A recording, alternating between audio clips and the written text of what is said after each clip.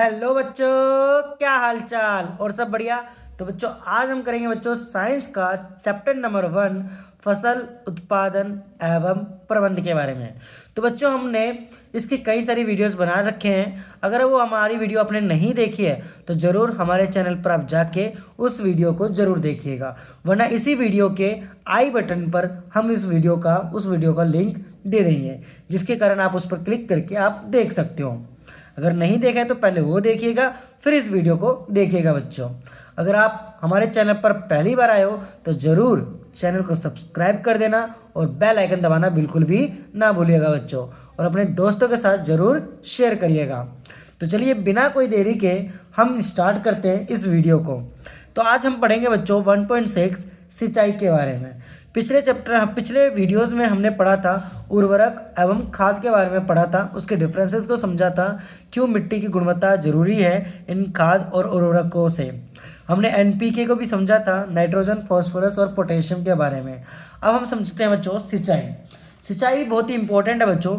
जैसे कि अगर कोई भी पेड़ पौधा होता है, अगर उसको हम पानी नहीं देंगे तो वो क्या हो जाता है बच्चों, मुरझा जाती है या मर जाती है। तो वही एक प्रोसेस है सिंचाई, पानी देना। देखिए बच्चों, जीवित रहने के लिए प्रत्येक जीव को जल की आवश्यकता होती है। हर एक जीव को, चाहे वो कोई सा भी जीव हो, छोटा सा छोटा हो या बड़ा सा बड़ा क्यों ना जीव हो, सभी जीवों को क्या चाहिए होती है बच्चों, जल की आवश्यकता होती है। पौधे की वृद्धि एवं परिवर्धन के लिए जल का विशेष महत्व होता है। पौधे की जड़ों द्वारा जल का अवशोषण होता है और जिसके साथ खनिजों और उर्वरकों का भी अवशोषण होता है। पौधों में लगभग 90% जल होता है। पौधों में कितना प्रतिशत बच्चों, 90%, 90% क्या होता है बच्चों, जल होता है। जल आवश्यक है क्योंकि बीजों का अंकुरण शुष्क स्थिति में नहीं हो सकता। अगर वो बिल्कुल सूखा है तो वो अंकुरण नहीं हो सकता बीज। जब वो उसको पानी मिलेगा तभी वो क्या हो सकता है बच्चों, अंकुरित हो सकता है वो।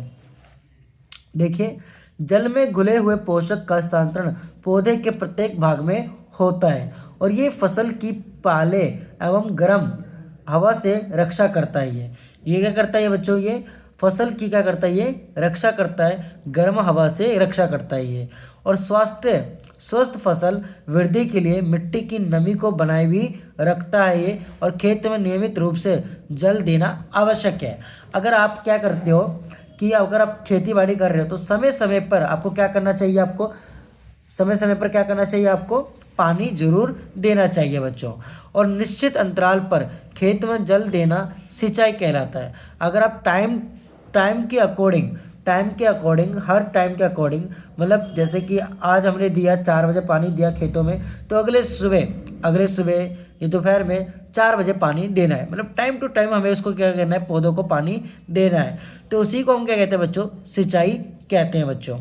सिंचाई का समय एवं बारंबारता फसलों, मिट्टी एवं ऋतु में भिन्न भिन्न होता है बच्चों।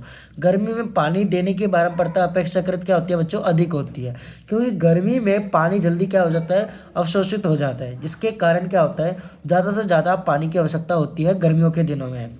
ऐसा क्यों है, क्या ये मिट्टी एवं पत्तियां से जल वाष्पन की दर अधिक होने से हो सकता है? हाँ, हो सकता है। देखो, इस वर्ष पानी देते समय मैं अधिक सतर्क रहूं। पिछली गर्मियों में मेरे पौधे सूख और मर भी गए थे। अगर आप पानी नहीं देते हो नियमित अंतराल पर पौधों को, तो पौधे क्या हो जाएंगे बच्चों, वो सूख जाएंगे, नहीं तो क्या हो जाएंगे बच्चों, मर जाएंगे। अब सिंचाई के स्रोत क्या है? कुएं, जलकूप, तालाब, झील, नदियाँ, बांध एवं नहर इत्यादि जल के क्या होते हैं बच्चों, स्रोत होते हैं। यहाँ से हम पानी को इकट्ठा कर सकते हैं, और खेतों में हम यहाँ से पानी को डाल सकते हैं बच्चों। कहाँ से बच्चों? कुएं से, जलकूप से और तालाब, झील, नदियाँ और बांध एवं नहर से बच्चों। अब आगे देखते हैं बच्चों। अब सिंचाई के पारंपरिक तरीके।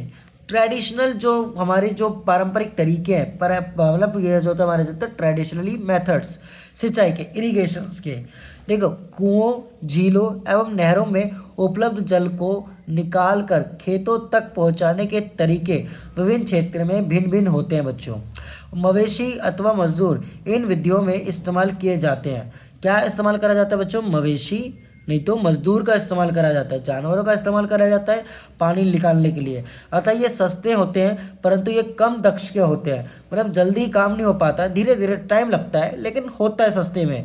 विभिन्न पारंपरिक तरीके हैं जैसे कि मोट, घिरनी जिसे हम कहते हैं, चेन पंप, ढेकली, रहट, उत्तोलक तंत्र जिसे हम कहते हैं बच्चों। ये सारे हमारे एग्जाम्पल है। ये जो होता है हमारा एग्जाम्पल, ये मोट है, चेन पंप है ये, और ये ढेकली है ये, और ये हमारा हो जाता है बच्चों रहट। ये कौन सा हो जाता है बच्चों? रहट। जल को ऊपर खींचने के लिए सामान्यतः पंप का उपयोग किया जाता है। मतलब जल को ऊपर खींचने के लिए, जमीन से ऊपर के लाने के लिए किसका इस्तेमाल करा जाता है बच्चों? पंप का इस्तेमाल करा जाता है। और पंप चलाने के लिए डीजल, बायोगैस, विद्युत एवं सौर ऊर्जा का उपयोग किया जाता है बच्चों। किसकी इस्तेमाल करा जाता है बच्चों? सौर ऊर्जा का। अब आगे देखो बच्चों, अब हमारा आ जाता है सिंचाई के आधुनिक विधियाँ। हमने पारंपरिक तरीके हमने समझे जो ट्रेडिशनली मेथड थे, जैसे कि मोट था, चेन पंप था, ढेकली था और रहट था। ये 4 तरीके थे। अब हम समझते हैं आधुनिक तरीके को कैसे पानी खेतों में डाला जाता है। अब सिंचाई की आधुनिक विधियाँ द्वारा हम जल का उपयोग मितव्यता से कर सकते हैं। कुछ विधियाँ निम्न है। जैसे मितव्यता मतलब जैसे मान के चलो बिल्कुल अच्छे तरीके से हम इसका इस्तेमाल कर सकते हैं बच्चों। पहला हमारा है छिड़काव तंत्र, स्प्रिंकलर सिस्टम। इस विधि का उपयोग जो होता है बच्चों असमतल भूमि के लिए, जैसे कि असमतल भूमि जहाँ पर ऊबड़ खाबड़ जगह है उसके लिए किया जाता है। जहाँ पर जल कम मात्रा में उपलब्ध है, ऊर्ध्व पाइपों मतलब सीधे पाइपों के ऊपरी सिरों पर घूमने वाले नोजल लगे होते हैं जो ऐसे रोटेट होते रहते हैं बच्चों। ठीक है, नोजल लगे होते हैं और ये पाइप निश्चित दूरी पर मुख्य पाइप से जुड़े हुए होते हैं। ये जब पंप की सहायता से जल मुख्य पाइप में भेजा जाता है, इसके द्वारा जब मुख्य पाइप से यहाँ तक पानी को भेजा जाता है इस पाइप के द्वारा, तो ये जो नोजल होता है वो रोटेट करने लग जाता है और हर एक पौधों तक ये पानी को पहुँचा दिया जाता है इसके द्वारा।